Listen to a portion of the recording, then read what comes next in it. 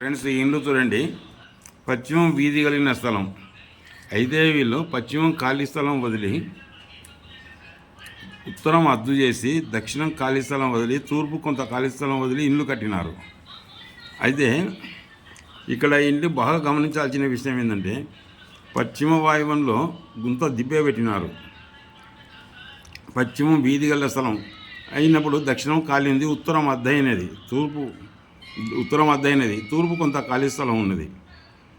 ఈ ఇంటికి వాయువ్యంలో పాత్రలు ఉన్నాయి, ఈశాన్యం రూమ్లో కూడా పాత్రలు ఉన్నాయి. ఇక్కడ కిచెన్ ఉంది, ఇక్కడ కూడా ఒక నైరుతిలో ఒక పాత్ర ఉంది. ఇక్కడ పెద్ద అరుగు ఉంది, ఇక్కడ ఏమీ లేదు. ఫ్రెండ్స్ ఈ ఇల్లు చూడండి, పశ్చిమం వీధి కలిగిన స్థలం. ఇల్లు ఉత్తరం హద్దు చేసి, దక్షిణం 20 అడుగుల ఖాళీ స్థలం వదిలి, పశ్చిమం 50 అడుగుల ఖాళీ స్థలం వదిలి నారు. పశ్చిమం నైరుతిలో 15 అడుగుల ఖాళీ స్థలం ఉంది, అరుగులు ఉన్నాయి. ఇంటికి వాయువ్యంలో దిబ్బె అంటే గుంత ఉంది. ఇంటి అరుగులను ఆనుకొని వాయువ్యంలో కొంత ఉంది. వాయువ్యం రూమ్లో ఈశాన్యంలో నైరుతిలో పాత్రలు ఉన్నాయి. అంటే ఈ వాయువ్యం రూమ్లో ఈశాన్యంలో నైరుతిలో పాత్రలు ఉన్నాయి.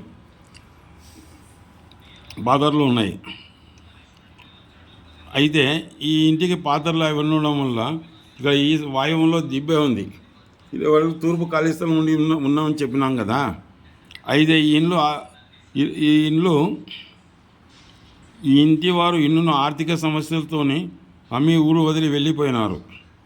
తర్వాత వేరే వాళ్ళు కొన్నారు. అయితే ఆ ఇంటి యజమానురాలు ఇదే పెత్తనం. 4 కొడుకులు 2 కూతుర్లు కలిగి ఉన్నారు.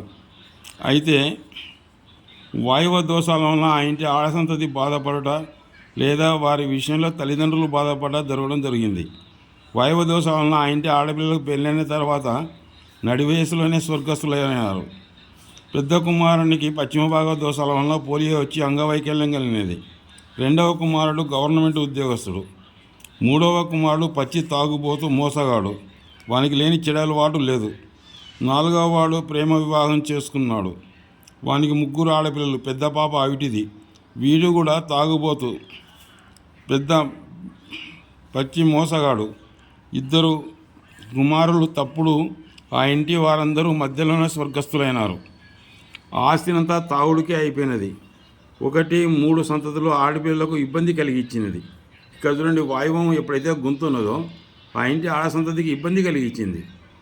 3వ సంతతి 4వ సంతతికి ఇబ్బంది కలిగించింది. అంటే ఎప్పుడైతే ఉత్తరం అద్దె అవుతుందో అంగవైకల్యం కలిగిన సంతతి కలుగుతుంది. అలాగే 4వ వానికి అంగవైకల్యం కలిగిన సంతతి కలిగినది.